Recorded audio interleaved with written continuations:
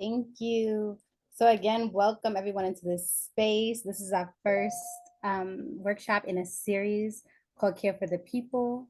And we have an incredible guest today, Jalessah Jackson, who's gonna ground us in their workshop called Who Cares? Racial Capitalism, Social Reproduction, and Collective Entanglement. And so the workshop is gonna be an hour, and we also will have um, workshops covering different themes by every other month at the same hour, the third Wednesday of the month at 1 p.m. EST. So we welcome you to join us for different sessions and deepen in this practice of what it looks like to centralize care in the solidarity economy. And I'm going to pass it to Julian to talk a little bit more about the birth of this series and why we're having it and why it's important. Hey, what's up, y'all? Julian Rose. I use he, they pronouns. I am our educational strategies director. See some folks I know in the crowd. What's up, y'all? The reason why this kind of series came to be is we've been talking a lot about, in movement spaces I'm in, about what survival looks like, and about what resistance looks like in this moment. And I feel like there is no survival without solidarity, and there's no solidarity without care. Like legitimately, what would solidarity even look like without care? Like, what does that mean? Um, I also, care deeply about uh, us meeting what disability justice demands of us. And I've seen the way that care has been politicized over the course of the last 5 years in this pandemic and the others. Um, And so I'm like, okay, so we have to address something about how people are orienting to care, how people understand care, if we're going to build solidarity economies and if we're going to meet the moment. So Donna and I, we were talking about this need in our movement right now, and Donna really did the vast majority of the legwork to pull all this together. So thank you so much, comrade. But yeah, what are our, if we're moving beyond policies of violence, economies of war, what are our alternatives? How are we going to expand our ideas? Um, how do we reject apathy? How do we bring connection? When fascism is alienating us, how do we bring people together? And for me, care feels foundational to that. I know Jalessah is going to speak to that a lot more. But yeah, that's kind of what we're doing here today, I hope. And thank you so much for coming. Passing it back to y'all. Thank you. You can go to the next slide.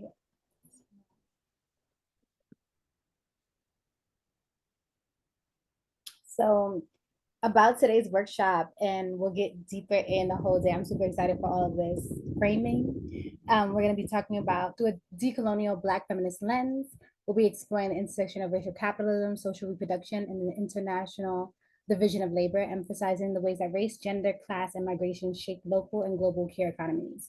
And I want to thank Jalessah for being here. We've been in deep conversation. Every time I talk to her, I feel like I'm getting literally like a field of butterflies of knowledge, of love, of grounded theory, not just to be thinking about things, but to say, how do we put into practice the everyday act of love that we need in order to have revolution, and how we need to also understand what has happened in order for us to build the foundations that we need to thrive together.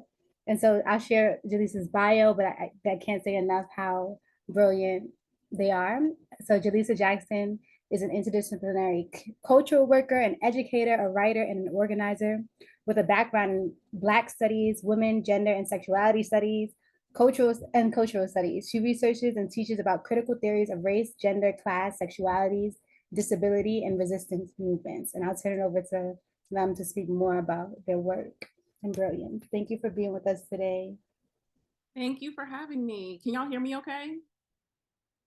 Okay, cool. I'm on the side of town where Black people reside, and so my internet connection might be a little funny, but we're gonna work with it. Um, Thank you for having me. I'm really excited about New Economy Coalition prioritizing this series on care. It is a topic that I've been thinking about a lot, probably my whole life, but more acutely over the last several years. Um, and I think it's important to begin with sharing my entry point to this conversation on care.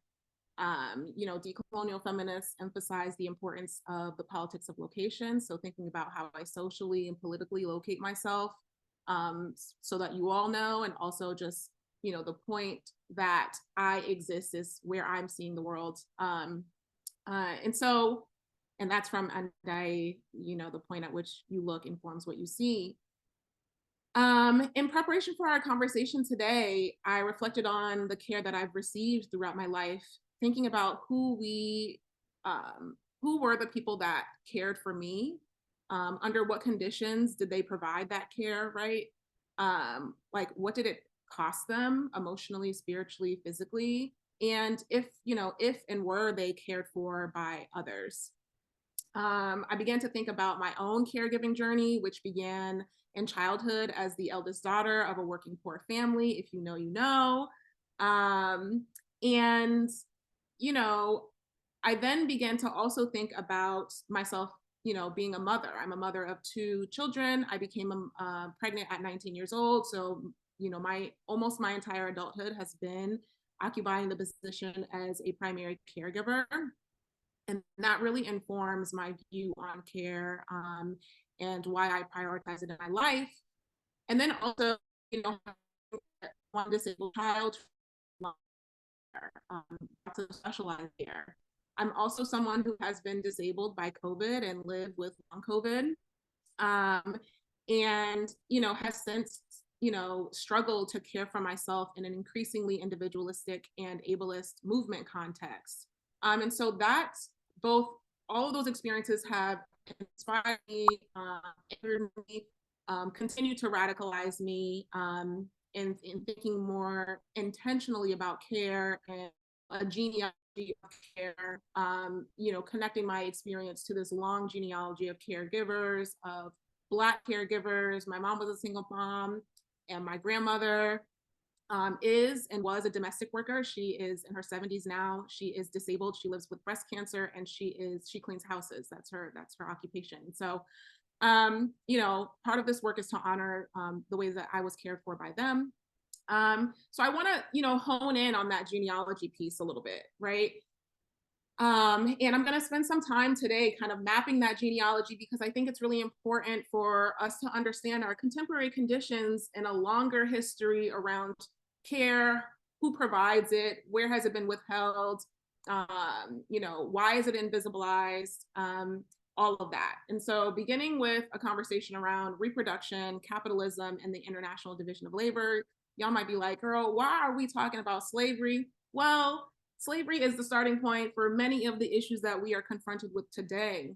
And I believe that it is in our lack of really grappling with, slavery, both domestically and abroad, our lack of grappling with the continuation of slavery beyond its abolition in scary quotes, right?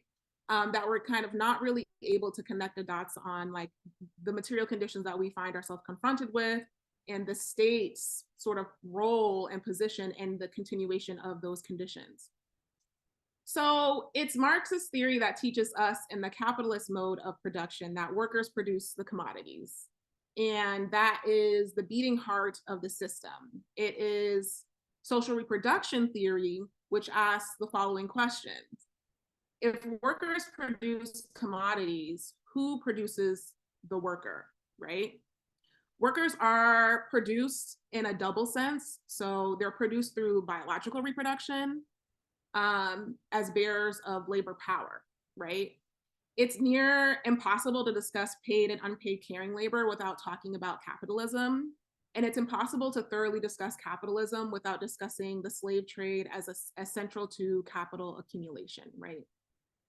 And so the quote here says, capitalism was possible because of the drain on African societies, which had been coordinated in an industrial fashion over the course of several centuries. And the invisible source of this drain was nothing other than the wombs of African women, whose children were being captured for deportation. This is Françoise Vergès, a Black French feminist, and she wrote this in her book, The Wombs of Women. And so we're talking about the management of bodies, right? And this management of bodies was the object of negotiations among colonists, the state, and intermediary bodies. So we're talking about ship owners, bankers, industrialists. They all had the same interests, which was to profit from the supply of an exploitable and limitless labor force. I want us to hone in on that, exploitable and limitless labor force. African women's reproductive and productive roles were manipulated transnationally in service of the emerging world market, and thus contributed massively to the development of modern society and its accumulation of wealth or capital. And so those are the foundations of our country, if you're in the United States, right? This exploitable and limitless labor force that created massive wealth for the United States and is responsible for the United States' position as the wealthiest nation in the world. There was a process of the importation of slaves, which was abolished in 1807. But after the abolition, the United States took a pronatalist approach to reproduction. And so Black women were then used as breeders for the continuation of this capital accumulation. So as you can see here, right, there is this gendered and racialized international division of labor, which was organized through the slave trade that did not end with abolition, right? The slave trade and then colonial slavery was abolished, yes. However, it was replaced by the establishment of settler colonies, particularly in the global South. And I also personally ascribe to the idea that Black people in particular constitute an internal colony in the United States, primarily in the South where Black people are concentrated. So we see this, exploitation of reproduction and then the exploitation of labor. And this is the basis for how care was and continues to be organized in our society contemporarily. I also share this because caring work became a site of activism and organization in the time of plantation slavery, right? Like that's where we root that struggle. It begins there as well. We can see this through the ways that enslaved men and women struggled to win time off to work provision grounds and market food surpluses so as to care for themselves and their families. These struggles in the context of the brutal exploitation of enslavement relied on collective support to create systems of food production that became some of the early signifiers of Black Southern culture in the United States and Caribbean culture as well. It also provided the material basis for bargaining with slave estate managers and overseers. So it was the planting, the gathering, the harvesting, the preparing, the distributing, the sharing meals which were the basis of community making and the collective practice of care. And I saw in the chat that a lot of you mentioned like making meals for your loved ones and things of that nature. So like we see how that as a mechanism of care continues in our practices today, right? And so what I'm getting at is what care has historically looked like under racial capitalism. After slavery and prior to World War II, domestic work was one of the few occupations open to Black women in the United States and was weighted with the long history of slavery, servitude, and racial oppression. Black women's work in white homes was characterized by economic exploitation and sexual exploitation. And this exploitation denied them, of course, of their humanity. And there's all these arguments around the category of the human, which, there's very valid points there, but also denied them motherhood. The history of domestic work in the United States is, of course, not solely an African-American or a Black American one. It was during the 19th and into the 20th centuries where white settlers and immigrant women of Irish, German, and Scandinavian descent comprise a significant portion of the domestic labor force in the Northeast, right? The Northeast tries to exclude itself from its hands being messy, but no, y'all were implicated too. And the Midwest of the United States. And while white settlers were highly desired by white employers, many of them worked these jobs as a temporary occupation, right? It was just like a means to an end for a certain time until there could be a securing of different types of employment. We see them later on move into, factory jobs. Black women Latinx women, Asian and American women were outright denied access to other jobs and worked these domestic jobs out of necessity, right? So there's already this sort of fissure between, the possibilities that exist as it relates to the workforce and where white women were located along in where Black, Indigenous, and people of color, women of color were located. In the South, Black women were the primary domestic service labor force. In the Southwest, it was Mexican and Mexican American women. And on the West Coast, Japanese and Chinese women. On the next slide, we see these quotes from Christina Sharp, which I think are poignant. Care is complicated, gendered, misused. It is often mobilized to enact violence, not massage it. Yet I cannot surrender it. I want acts and accounts of care as shared and distributed risk, as mass refusals of the unbearable life, as total rejections of the dead future. Care, Sharp writes, is a difficult word freighted with all kinds of race, gendered, and colonial histories. And so I just try to map some of that colonial history so we can really root ourselves in that. And it's also important to recognize that racial capitalism has always devalued the labor of care. And neoliberalism has worsened a crisis around care needs in a way that pit individual desires for self-care against the collective's needs. On the next slide, we see a definition for social reproduction theory, which is a theory that tries to sort of account for some of the gaps in the Marxist analysis. Social reproduction theory is a Marxist feminist framework that examines how the labor necessary to sustain and reproduce human life, such as childcare, elder care, education, healthcare, and domestic work, is systemically structured by capitalism. And while traditional Marxist analysis focuses on production and the formal economy, social reproduction theory highlights how capitalism depends on unpaid reproduction by women and disproportionately by women of color and migrant workers. I like to always share with folks, just so we can really try to wrap our minds around the significance of this labor. The United Nations has calculated that across the world, women's yearly unwaged contribution, that is the value of the work we do for no money each year, comes to at least 11 trillion United States dollars. And now I'm not a mathematician, but I don't even know how many zeros that is. Like once we get to the trillions, like I don't really know, but that's a lot of money. The United States alone amounts to $1 trillion. $1 trillion. So it's obviously evident that society and the economy would not survive without this work. And this valuation represents a significant portion of the global economic activity, highlighting the substantial yet often unrecognized contribution of marginalized genders, women in particular, to the economy. And these numbers were reported by Oxfam and in partnership with the Institute of Women's Policy Research. Our failures to properly recognize and measure women's work, it's often called women's work, domestic labor, in production leads to gross distortions and biases of economic decision-making, both at the micro level, so we think individual and household level, and the macro level, the national and international levels, right? So we see like a multi-layered devaluation of this work on multiple scales, right? And so it's important to reframe care as justice, I think, for those of us who are interested in solidarity, those of us who consider ourselves feminists, those of us who consider ourselves committed to transforming our current society, dismantling capitalism.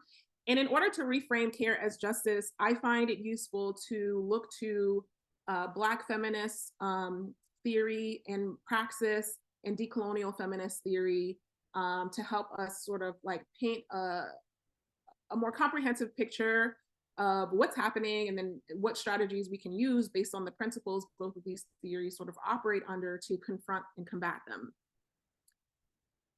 So, I know there's some folks here that are Black feminist experts on the call, so y'all will know some of this. But I'm thinking about the gift of frameworks such as the matrix of domination, which comes out of Patricia Hill Collins' theorizing in her book, Black Feminist Thought.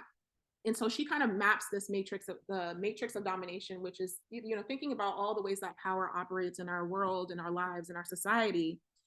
And the matrix of domination came before intersectionality. I find it a more useful framework for thinking about our issues.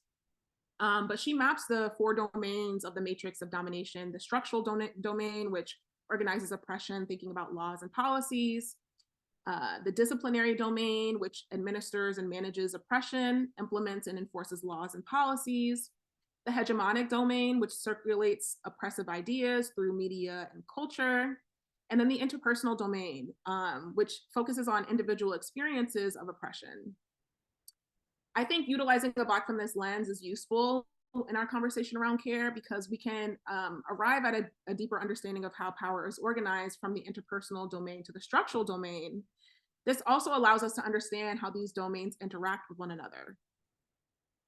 Additionally, Black feminist theory is a political project that has explicitly stated values around the ethics of care, right? Like, you're not going to find too many other theories that are like naming care as political. The feminists got that on lock. Black feminists in particular have that on lock. And so, when we map Black feminist epistemology, we talk about lived experience as a criterion of meaning.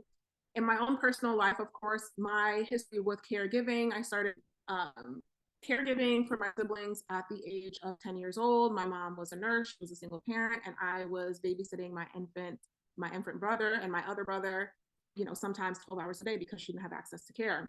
So, in that way, my personal experience, my lived experience informs my worldview on care, my understanding of who has access to it and who doesn't.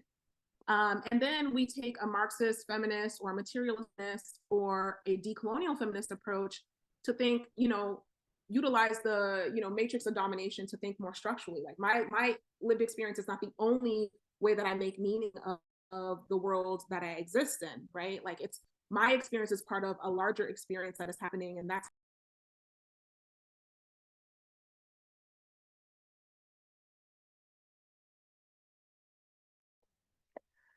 Sorry, y'all. I think we might have lost Jalessah. About okay. Yeah, there she is. Or here they are.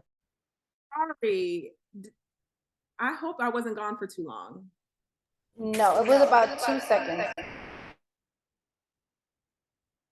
Okay, can y'all hear me okay? If I get a thumbs up.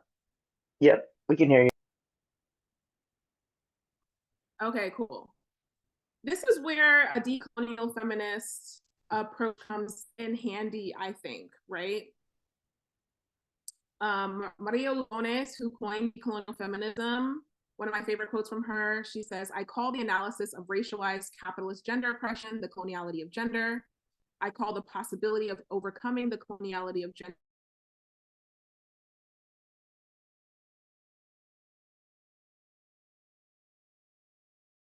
I'm so sorry. I don't know what's going on with my internet, but I'm just going to keep connecting. It's all right. Do you want to try maybe taking your video off for a second while the connection stabilizes? Yeah, that's smart. Thank you for that suggestion. A decolonial feminist lens highlights how neoliberalism intensifies the historical patterns while masking their origins. We can consider neoliberal policies in places like Jamaica, Guyana, and other parts of the Caribbean in particular, imposed through institutions like the IMF and World Bank, which dismantled public support systems and deepened inequalities. Yet neoliberal ideology framed these outcomes as individual failures rather than systemic exploitation. This helps us understand how neoliberalism both depends on and obscures colonial legacies, right? So this is where decolonial feminism comes in handy for our assessments of care. Now I want to talk a little bit about neoliberalism and what I call selfish care.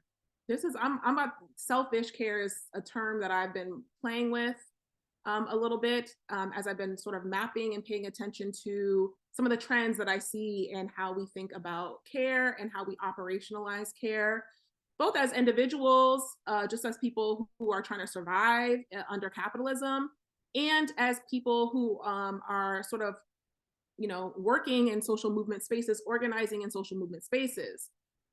There's this popular quote from Audre Lorde, which, pops up all the time when people are, talking about the importance of self-care. It reads, "Caring for myself is not self-indulgence, it is self-preservation, and that is an act of political warfare." And many of us know, yesterday actually was Audre Lorde's birthday, so this is a perfect time to have this conversation. But Audre Lorde was disabled by cancer, right? She was diagnosed with cancer. She died from cancer. And so what I find interesting in, what neoliberalism and liberalism has done to some of our revolutionary forebears is remove their revolutionary and radical politics from the quotes that we see sort of circulating frequently. The original context of Lorde's statement was deeply political and collective minded.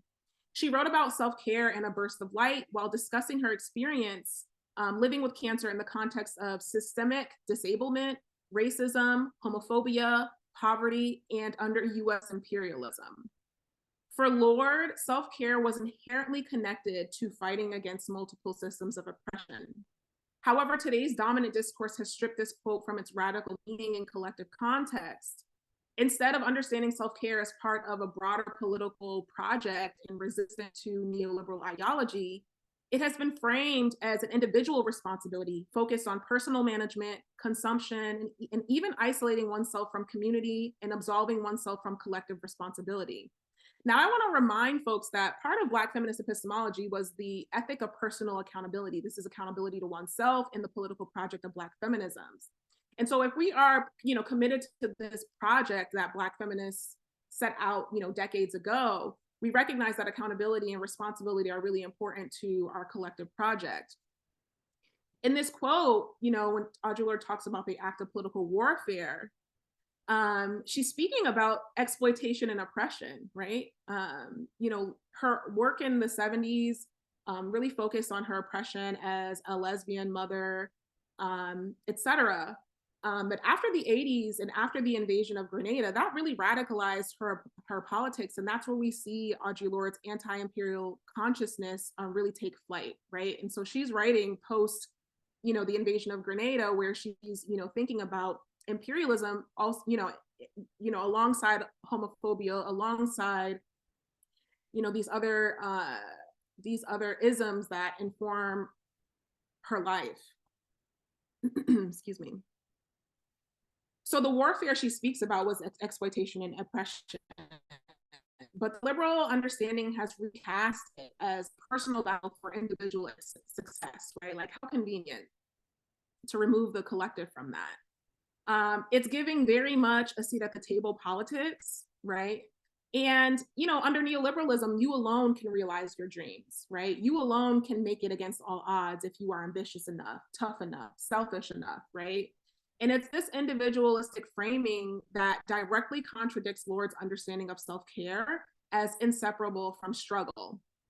And by divorcing self-care from this collective context, neoliberalism has transformed Lorde's radical call for political resistance into a mandate for individual self-regulation and consumption, right? And so, like, how do we reclaim this like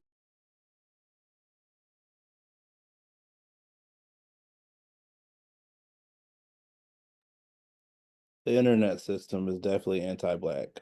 I just want to throw that out there. This is very pointed. Yeah, let us know in the chat how y'all liking this so far. Can't wait to get into more questions. Donna did say in the chat, if y'all have questions, please drop them in. We're going to be doing some chat monitoring so that, like, when there's time later, we have them kind of on cue. So I appreciate y'all's patience with me. it's not it's the internet. I literally just said, like, the internet is anti-Black. Let's talk about it. Let's start there. And to do that, we would need to talk about slavery. But thank y'all for your patience. But I see in the chat, Audre Lorde was also visually impaired. Yes. And so, thinking about disability is critical to our understanding of care. there's actually an article called Work at the Intersections, and it's a Black feminist sort of analytic of care. Moya Bailey is one of the co-authors of this paper, and they discuss in that paper how, you know, Black, disabled, marginalized genders actually are the primary caregivers in most of our communities. Like they do the most care. And so we can't separate, you know, Blackness from disability. There's also the argument that Blackness is inherently disabled and pathologized as such. And I think there's some valid arguments for that. I'm gonna share a resource list, and there's a podcast on that talks about the anti-Black underpinnings of disability that I think y'all will probably enjoy. But I'm just, okay, so let me try to get my thoughts back, child. So we were talking about, you know, individual self-regulation and consumption and the watering down of Audre Lorde's politics around care. And so it's important to think about, like, how does this happen, right? Like, what processes like preceded this? First, neoliberalism has created a false opposition between self-care and community care, promoting self-care as an individualistic pursuit disconnected from collective well-being. And so under neoliberalism, care becomes framed as a private responsibility rather than a shared commitment. Secondly, neoliberalism has established a narrow definition of who is deserving of care. And this is important. Based on their ability to demonstrate proper self-management, right? Neoliberal power operates through a pervasive discourse of therapy and self-help that subjects must internalize as a mark of good citizenship if they are to be seen as worthy of care, right? That's also important when we think about our conversations today around care, access to it, and if folks are doing everything in their power to be well, right? The wellness industry is an interesting one. This creates an expectation that individuals must prove themselves deserving of care through rigid self-discipline and appropriate, quote unquote, appropriate behavior. Third, neoliberalism has transformed care into a commodified set of professional services and products that must be purchased, right? Stay with me. Self-care under neoliberalism requires an army of paid experts such as counselors, medical professionals, psychiatrists, teachers, coaches, and youth workers, along with the consumption of a battery of professional services and products. This means access to care becomes tied to economic means, right? Like who has the ability to pay for these services, right? Like who has access to health insurance, who has access to paid time off to receive said care, right? All of this informs how we think about who is doing everything in their power to be well, and also who we're excluding in these conversations around self-care or selfish care, rather. And this is an important point because it particularly disadvantages working class Black marginalized genders who are the primary caregivers of their own communities and of other communities.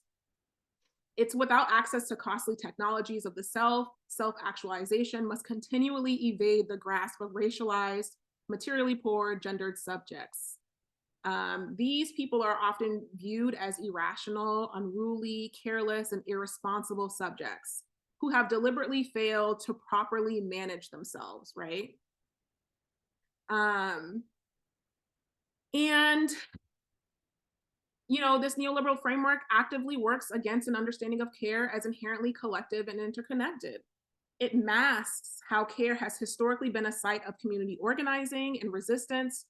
I think especially when we look to the global South, thinking about Caribbean communities fighting against colonial and racial oppression. And so I've been thinking about, and I want, to think about with y'all, how we can reclaim an alternative vision of care that recognizes it as a fundamentally relational project and tied to our collective project of liberation, right? Rooted in accountability, rooted in reciprocity, and that does not, focus on self-management. And so I like to say that we're in a crisis of care, right?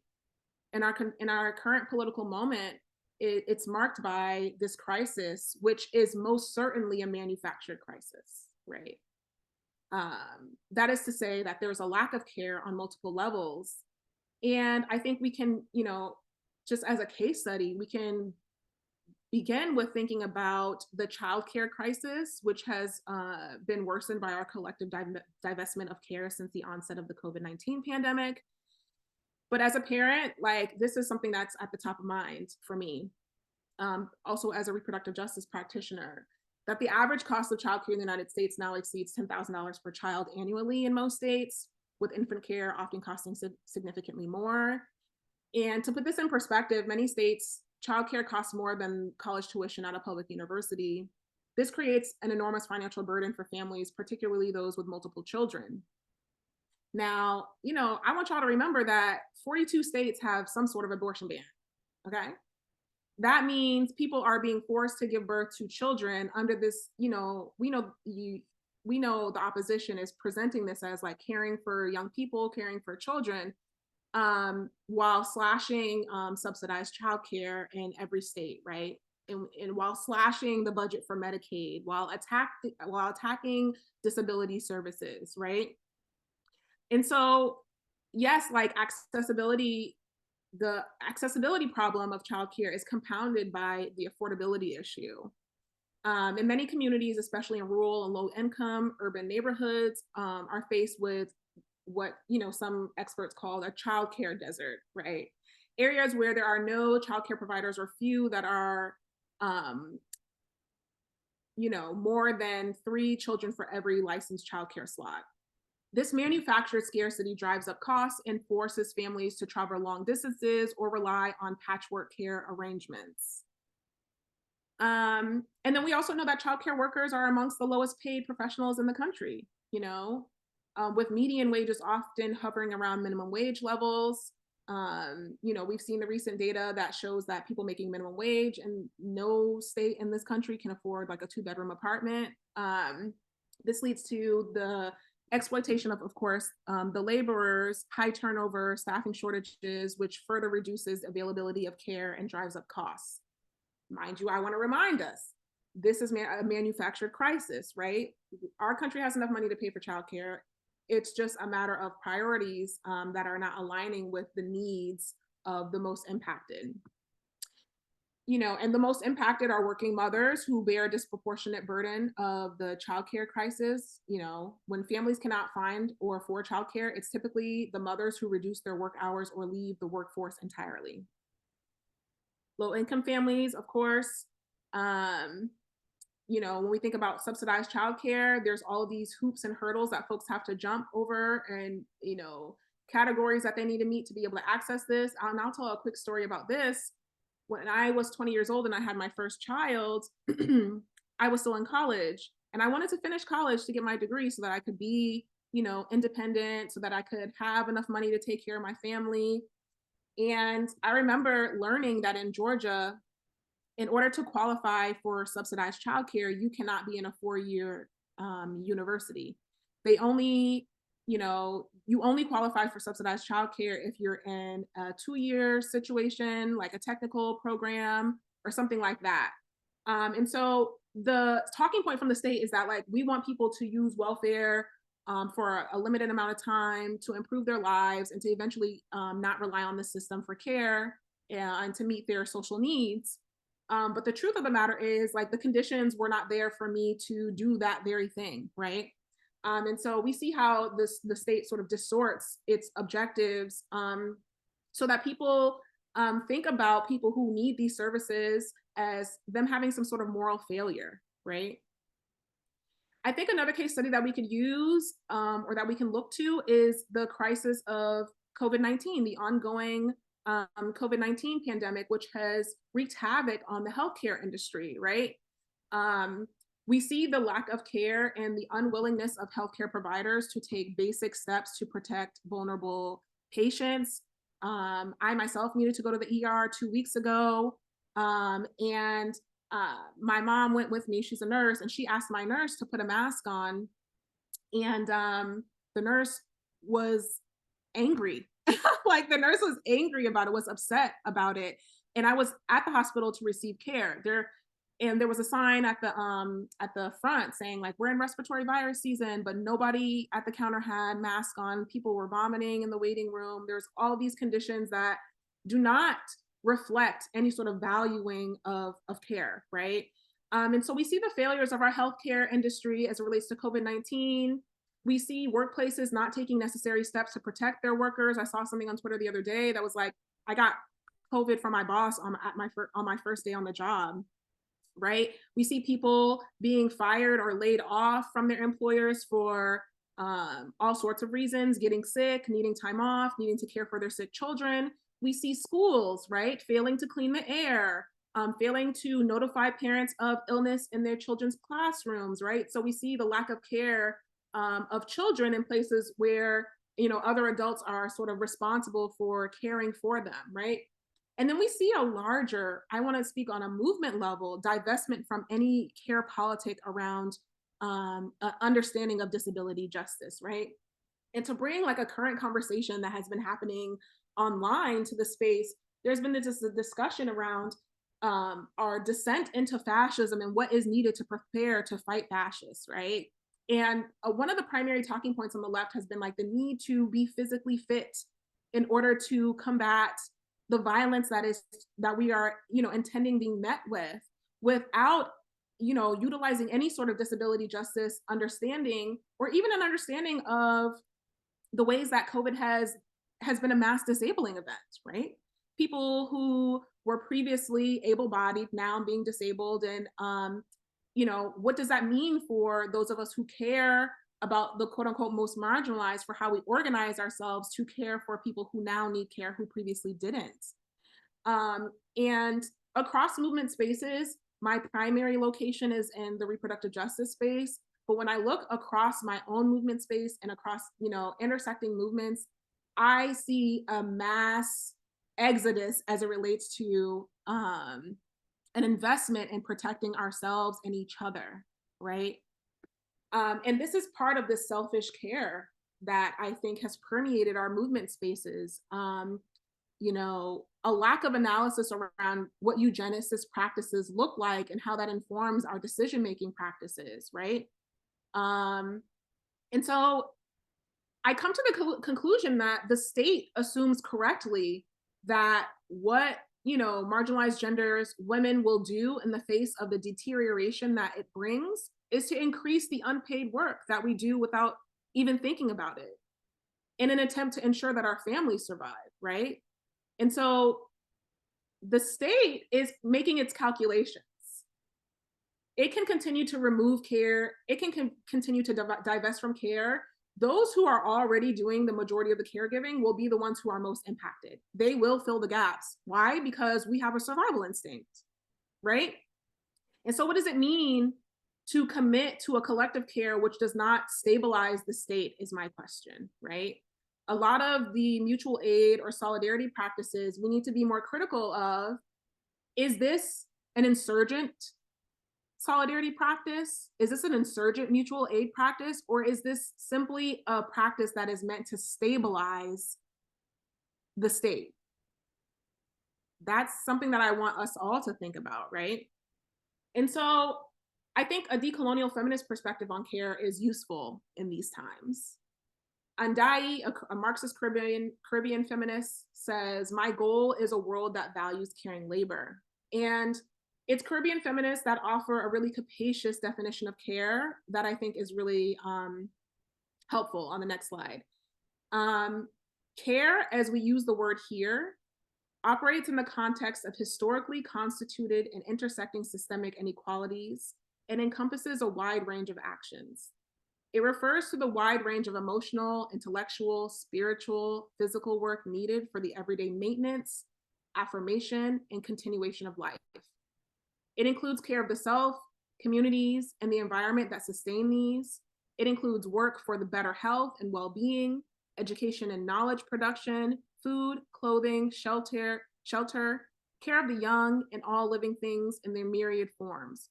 At the same time, it is far more than these material acts. It's also the intimate, emotional, and affective, though not always harmonious, values and ideas that inspire and motivate us to do the routine and mundane acts of care. It is the emotional and psychological work that holds relations between living things together. It is the courage to do this work again and again, with persistence and grace, no matter what obstacles may be encountered. Care is linked to justice because without care, there is no reason to value justice and no possibility of its realization. It's also a way of understanding justice, not as punitive or disciplinary, but as a relationship grounded in recognition and reciprocity.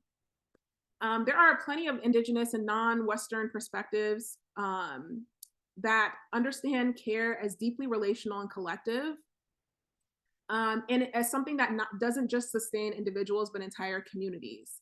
And it makes me think about times where I have been outside of the United States and have seen like care really mobilized in communities that have, way less access to us than we do, right? And I think in our movement space in the United States, which happens to be, incredibly chauvinistic in many ways, there is this severing of care, collective care, and a commitment to it, a severing it from the ideas of doing the real political work. And a decolonial feminist approach does not see these as separate things, right? This leads me to the ideas of collective entanglement, which is a term that was in an article that will be shared with you all. And it comes from the idea of what Alyssa Trotz calls the messiness of entanglement, the way our lives are inevitably intertwined with others across differences of race, class, social position. And so even when these systems separate us, there are always unruly and concrete, ordinary proximities and intimacies that connect people. And this understanding of entanglement challenges several dominant ideas about care. First, it rejects this neoliberal notion that we can or should care for ourselves in isolation, which is very much a Western idea. Western ideas of families. We could talk about what family abolition looks like too, and how the institution of the family is promoted intentionally to promote this idea of isolation. But in that rejection, this entanglement, this collective entanglement recognizes our very ability to care for ourselves, depending on networks of relationship and support.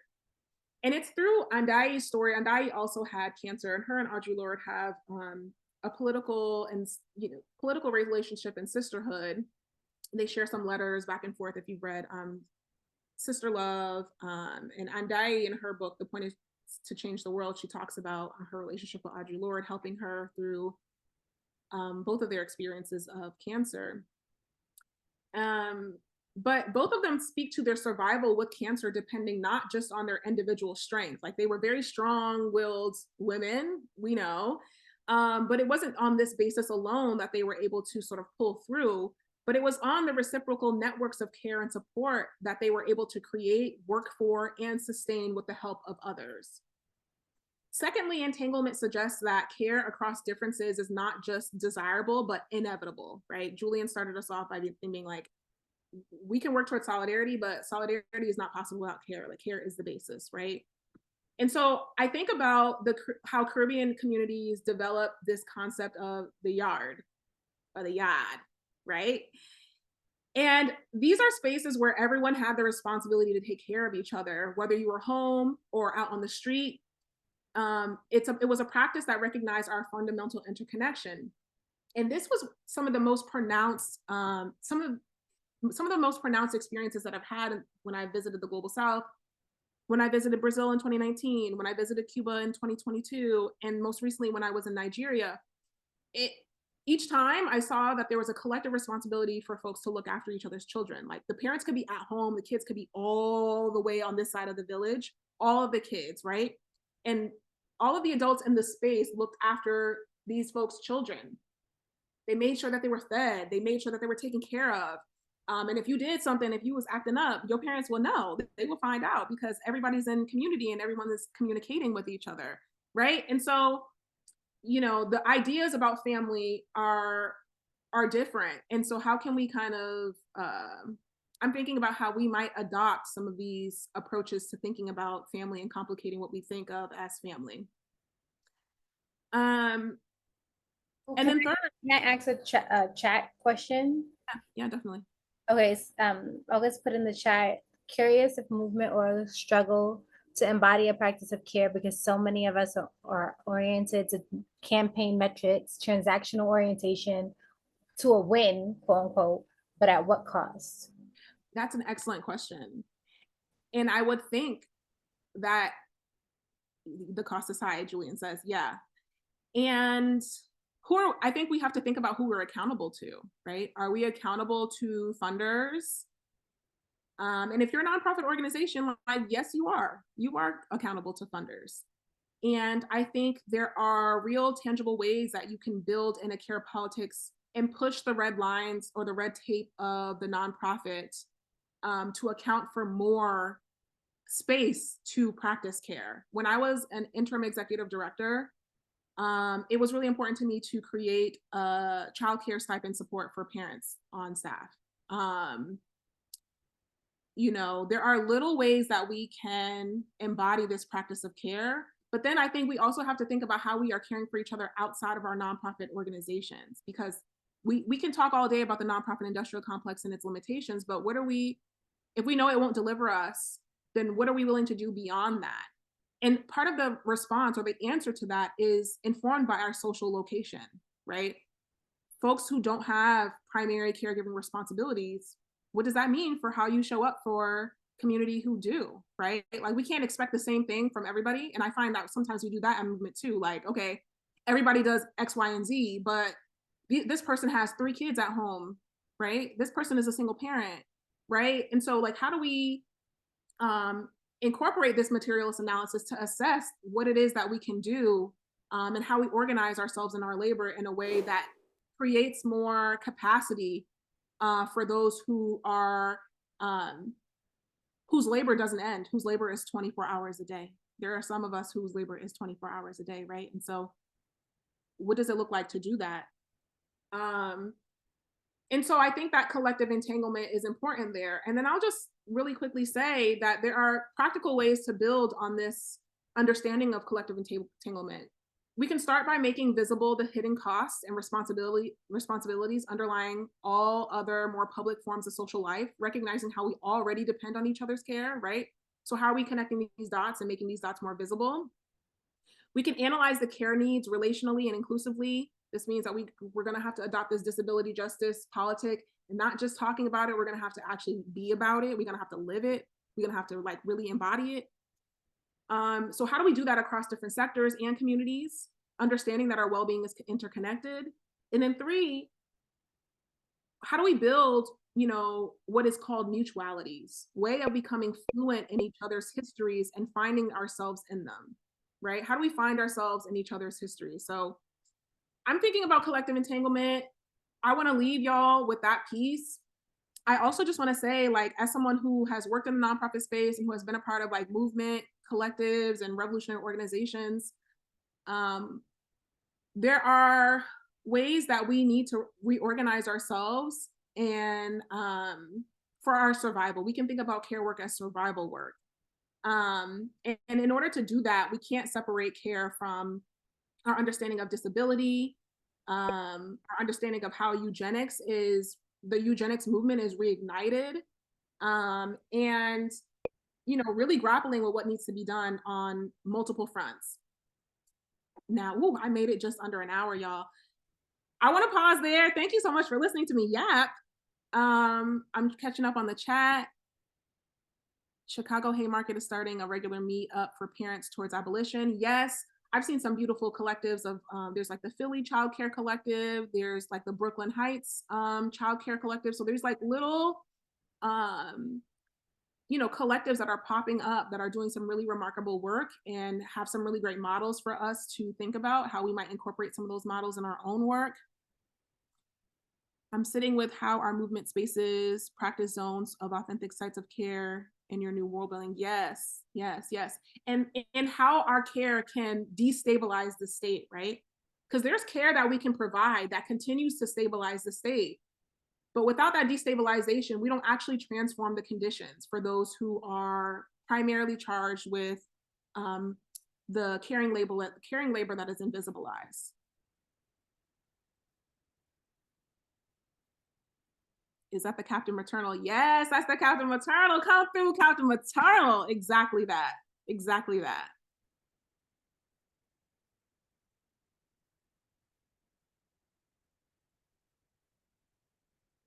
Thank y'all so much for listening. Thank y'all so much for being here. Thank y'all for caring about care. I hope you learned you a little something today, or I hope that, you know, your wheels are turning. There will be a resource list shared with some reading material, some viewing material. I got some podcasts on there, some YouTube videos on there that I think will be helpful to complement this talk. And then I also have some reflection questions there for y'all to continue to think about as you, you know, embody this commitment to care and think about how you really stand 10 toes on it in your organizing work and solidarity work. Much gratitude. I feel like I'm like, oh, I'm like, if every lesson in my learnings in school with my community was as like rich, as deep, as like thorough, as like inclusive, as like multidimensional as yours, like where will we be in our freedom movements, right? If we were asking the questions, who are we leaving out? Who should we be censoring? Who are we caring for? Whose labor did this? Who made it possible for you to eat, for you to get up today, for you to get to wherever you're going to? So Right.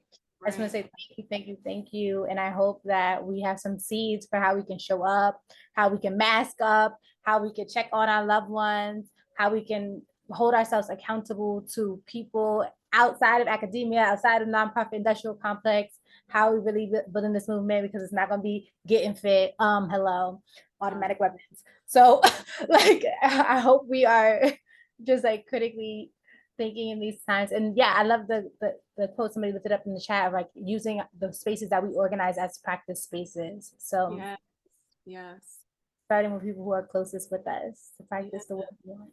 We can start small. You know, sometimes we get overwhelmed with the project and, you know, what we have that lies ahead of us, but the incremental building, the understanding our neighbors and what they're dealing with, the struggles that they're having, really in getting to know each other. Like, it's super relational and it can start that way, and then we scale from there. But we have to start somewhere, right? And so just as a closing, I want to say thank you again, Jalessah. Thank you, Samara, for tech. Thank you, Julian, for breathing life into this work. And thank you, everybody, for showing up. And people are doing incredible work. Please share resources. I know so if people are sharing book links and also personal stories, please feel free to share resources in the chat. We're going to share a survey. If you got 2 minutes, please fill it out, because this will be a continuing series and we want feedback of like what is most supportive for you all. And we're going to continue to find spaces to gather, to discuss. Next time, we're hoping to have more breakout spaces. So this is our first experiment with this space, and like, how do we both use an hour lunch break or break to get a lot of information out, but also how do we get to connect with each other and kind of share lessons and learnings from the care work we're doing collectively, right? Because I know there's thousands of stories just in this space that would offer so much wisdom to us. So thank you for coming. Please show up to the next one in 2 months, and please fill out the survey. Julian, do you want to say anything before we close? Nah, just we're not gonna do shit without care. That's the end all be all for me. Thank you so much for being here, y'all. And yeah, we're gonna do this again. We're gonna keep learning and deepening. So appreciate everyone. Thank you, Jalessah. Yeah, and if this conversation interests you, please stay in touch with me. I was like, how do we have an hour and talk about all the things? But I intend to continue these conversations, and so I would love to see y'all and talk with y'all about your ideas and what you're working on, so that we can build a knowledge bank, so that, you know, we can be in experimentation together. Dang, I should reactivate my LinkedIn. I'm on social media for now at Jalessah J. You can find me on most platforms that way. And I'll drop my email that you can reach me at too. Also Decolonial Feminist Collective. That's where you really need to go. Thanks, Julian. Thank y'all so much. This was a really beautiful space. I'm so grateful.